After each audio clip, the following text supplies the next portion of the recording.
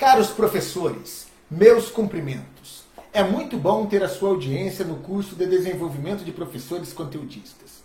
Iniciaremos agora a unidade 2 e abordaremos as diretrizes para a elaboração do material didático. Este tema está dividido em 2 capítulos. Cada capítulo terá sua própria videoaula.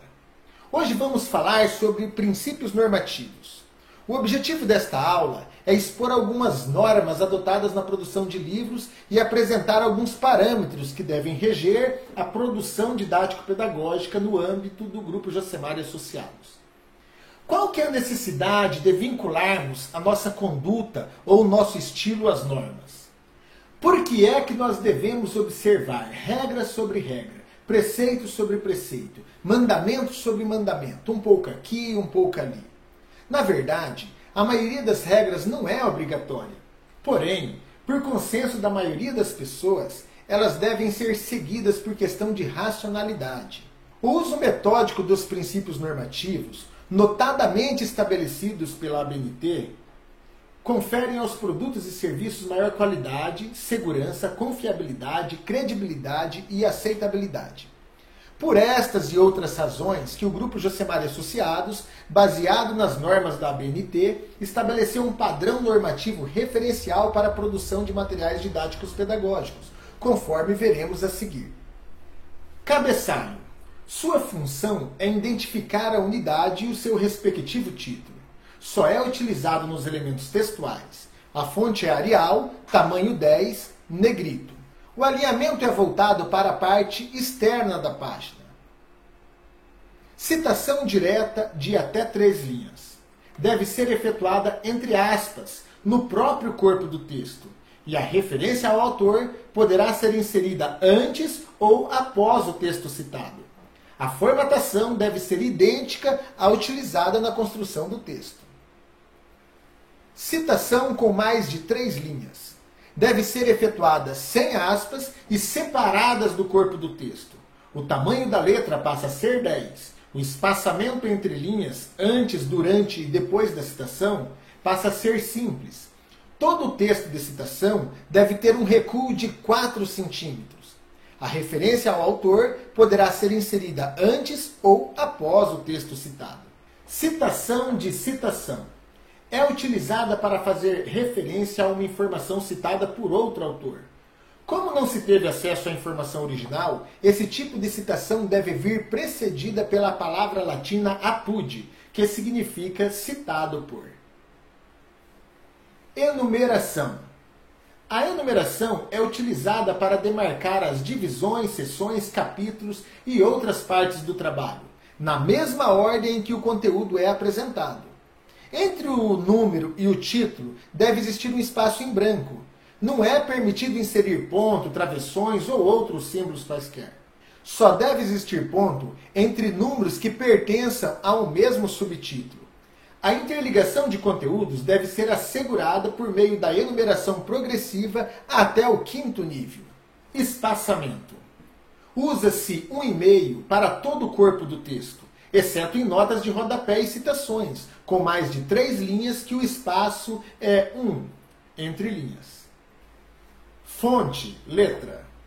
O corpo do texto deve ser em fonte Arial, normal, tamanho 12, espaço entre linhas de 1,5, cor preta. Destaques em negrito somente para títulos e subtítulos. Itálico somente para palavras estrangeiras e para termos científicos. Caixa alta somente para identificar a unidade didática. Ilustrações. Ilustrações grandes devem ser inseridas abaixo do texto. Ilustrações pequenas devem ser inseridas ao lado do texto. A identificação da figura com a respectiva numeração deve ser no canto superior esquerdo. A fonte é tamanho 10. A identificação de autoria do quadro com a respectiva data deve ser no canto inferior esquerdo. A fonte também é tamanho 10. Ambas as identificações também poderão ser inseridas juntas no canto inferior esquerdo. Durante a produção textual, é necessário fazer o uso formal da língua portuguesa no que se refere à gramática, ortografia e expressões. O texto deve ser claro, objetivo, simples e inteligível. Se o texto for encaminhado com excesso de erros, ele não será corrigido, mas sim devolvido ao professor para adequação textual. Marcadores. Deve ser usado o visto ou o modelo alfanumérico. Os marcadores devem ser alinhados à esquerda com o mesmo recuo do início do parágrafo, que é de 1,25. As margens superior e esquerda devem ser de 3 centímetros, a inferior e a direita de 2 ou 2,5 cm. Notas de rodapé. As notas de rodapé são notas de referência ou notas explicativas inseridas na parte inferior da página entre o rodapé oficial e um traço sublinear de 3 centímetros. Devem seguir uma numeração sequencial em fonte Arial, tamanho 10, espaçamento simples. Numerais. As unidades e os capítulos do livro devem ser identificadas em algarismos romanos, os títulos e subtítulos em algarismo arábicos. Os números utilizados na produção textual, especialmente os que se referirem a uma unidade padronizada por meio de sigla ou abreviatura, devem ser citados por extensos para esclarecer ou reforçar o significado da numeração. Paginação. Contam-se todas as páginas, inclusive capa. Porém, a numeração aparece no rodapé somente a partir dos elementos textuais. Parágrafo. Deve existir um recuo de 1,25 no início do parágrafo. O espaçamento deve ser o mesmo padrão textual, 1,5 antes, durante e após o parágrafo. Os quadros devem possuir as seguintes características: título em Arial, tamanho 11 em negrito. Conteúdo em Arial, tamanho 11, normal, sem negrito, espaçamento 1,15.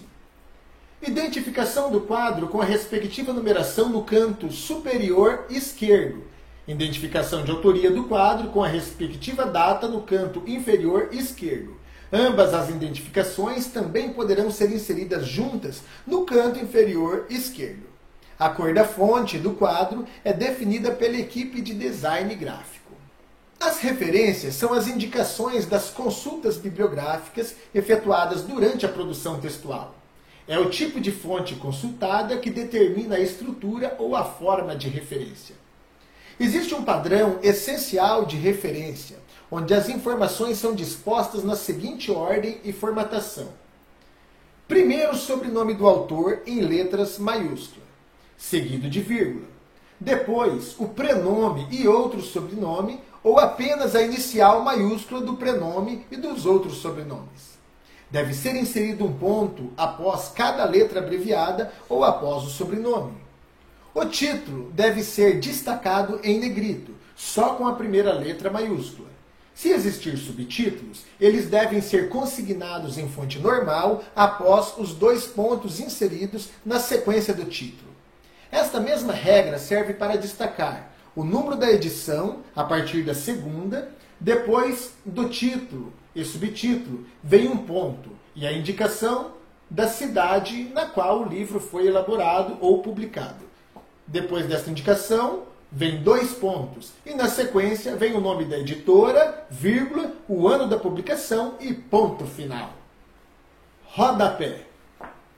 O rodapé será demarcado por uma linha cuja altura será a base do número da página.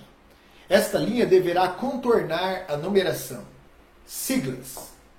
Conforme preceito da ABNT, sigla é o conjunto de letras iniciais dos vocábulos e ou os números que representam um determinado nome. Sua aparição no texto pela primeira vez deve ser acompanhada de devida identificação. Além disso, se existirem diversas siglas no próprio corpo do texto, deve ser criada uma página com listas de siglas nos elementos pré-textuais. Símbolos e ícones são elementos gráficos utilizados para ampliar as formas de linguagem, facilitar a organização e a leitura textual, ilustrar o sentido de uma ideia, estabelecer uma harmonia visual ou orientar o leitor quanto à ação a ser desenvolvida. O Grupo Josemar e Associados padronizou 10 símbolos e ícones para a elaboração do livro didático. Destes 10, 3 são obrigatórios e os demais são de uso facultativo. Porém, em cada capítulo é recomendável utilizar pelo menos 6 elementos gráficos. Os subtítulos, itens e subitens devem ser em fonte Arial, tamanho 12, negrito, cor preta e somente a primeira letra em maiúsculo. Não haverá sinalização, ponto, hífen ou travessão entre o número e o subtítulo. Tamanho da fonte. A fonte deve ser tamanho 12 durante o desenvolvimento do texto e 10 para citações com mais de 4 linhas e para nota de rodapé. Tamanho do papel. A referência do tamanho de página é o papel sulfite, tamanho A4, que é 21 cm por 29,7 cm. O texto, corpo do texto, deve ser sempre com alinhamento justificado. Entre o título e o texto deve existir um espaço ou uma linha em branco, com espaçamento de 1,5. O título, estou me referindo à identificação do capítulo, deve ser em fonte Arial, tamanho 14, negrito, somente a primeira letra em maiúsculo, dentro de uma caixa de diálogo. A cor da fonte do quadro da caixa de diálogo é definida pela equipe de design gráfico.